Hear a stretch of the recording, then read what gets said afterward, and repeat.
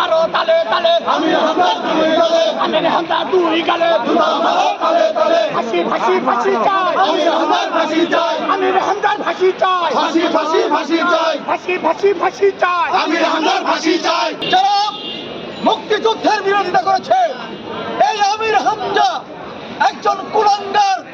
উনি প্রমাণ করলেন যে মহান স্বাধীনতার ঘোষকের সন্তানের নামে যিনি কোনো রাজনীতির সঙ্গে সম্পৃক্ত না, যে ইতিমধ্যেই 72 ঘন্টা ময়শ্চার সমৃদ্ধ লিলি বডি ওয়াশ শিয়া বাটারের গুডনেস স্কিন রিপেয়ার করে রাখে সফট ও গ্লোয়িং।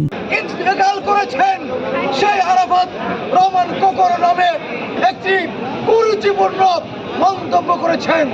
তাই আমি মনে করি এই স্বাধীনতা বিরোধীর চক্রকে বাংলাদেশে থাকার তাই আমরা আজকে আমির হামজার নামে কোর্টে একটি মামলা দায়ের করলাম বিএনপির পক্ষ থেকে। আজকে বিজ্ঞ আইনজীবীরা রয়েছেন। আমরা চাই অনতি বিলম্বে এই আমির হামজাকে গ্রেপ্তার করে তাকে দৃষ্টান্তমূলক শাস্তির ব্যবস্থা।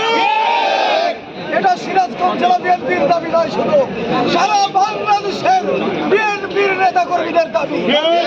সারা বাংলাদেশের যারা স্বাধীনতা প্রিয়, যারা মুক্তিযুদ্ধের চেতনায় বিশ্বাস করে, তাদের সকলের এই দাবি।